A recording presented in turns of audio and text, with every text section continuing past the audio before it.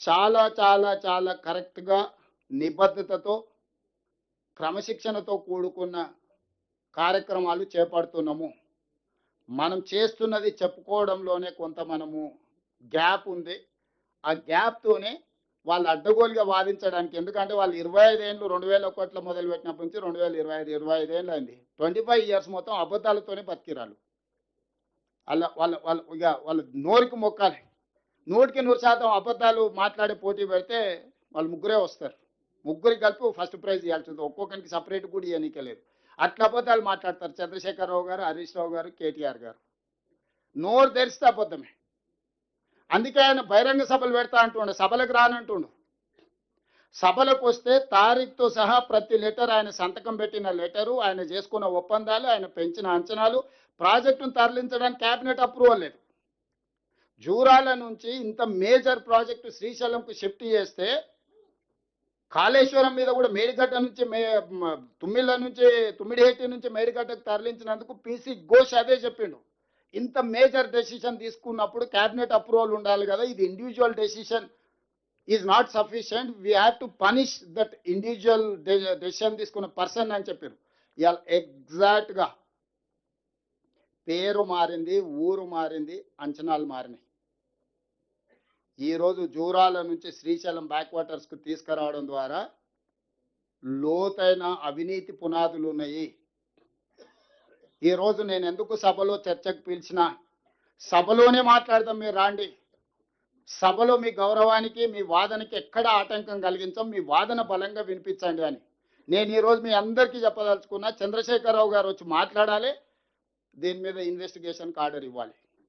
ఎవరి బాగు కోసము జూరాల నుంచి శ్రీశైలం పోయింది, ఈ 1000 కోట్ల రూపాయలు ఎవరింటికి వెళ్ళినాయి, ఈ కమిషన్లు ఎవరికి చేరినాయి, దీనివల్ల తెలంగాణకు జరిగిన నష్టమేంది, ఉమ్మడి రాష్ట్రంలో ఇచ్చిన ఆనాడు ఆంధ్రప్రదేశ్కి వరద జలాలు 100% వాడుకోవడానికి రైట్ ఇచ్చారు. కర్ణాటక అబ్జెక్షన్ చెప్తే కూడా supreme court he's given a categorical direction to tribunal saying that flood water ఏది ఉన్నా ఉమ్మడి ఆంధ్రప్రదేశ్ వాడుకోవచ్చని. ఆ ఉమ్మడి ఆంధ్రప్రదేశ్లో మనకు పాలమూరు రంగారెడ్డి ఎత్తిపోతలకు జీవో వచ్చింది 2013లో 70 టీఎంసీకి. ఈరోజు చంద్రశేఖరరావు, హరీష్ రావు ఏమంటారు, జూరాలలో 9 టీఎంసీ నీళ్లు ఉన్నాయి, అందుకే మేము 300 టీఎంసీ ఉండే శ్రీశైలం పోయినాను. నేను మీకు ఒక వివరాలు ఇవ్వదలుచుకున్నా. 3 రకాలు నీటి నిల్వలు ఉంటాయి. 1 రిజర్వాయర్, 2 బ్యారేజ్, 3 డ్యామ్.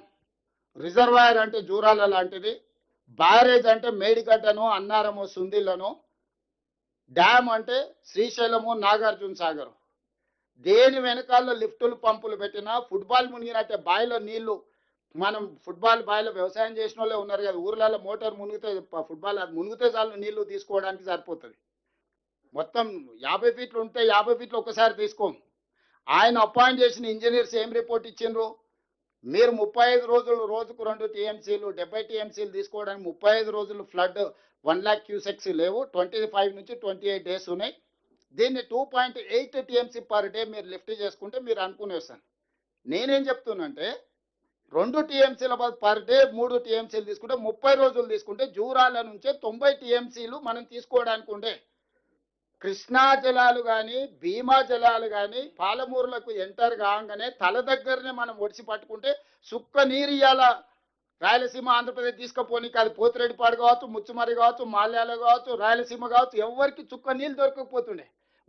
వచ్చినట్టే తెలంగాణకు తెచ్చుకుంటే ఎవరిని చెప్పుకుంటుండే, జగన్మోహన్ రెడ్డి అయినా చంద్రబాబు నాయుడు అయినా లబలబ ఏడవాల్సి వస్తుండే. మోడీ దగ్గర పోయి, లేకపోతే సిఆర్ పాటిల్ దగ్గర పోయి మొత్తం నీళ్ళన్నీ తెలంగాణ తీసుకుంటుంది, మేమేం చేయాలని. తెలంగాణ లోపలికి వచ్చి చంద్రబాబు నాయుడు లేకపోతే జగన్మోహన్ రెడ్డి ఆపగలుగుతుండ్రా జూరాలలో ఉంటే?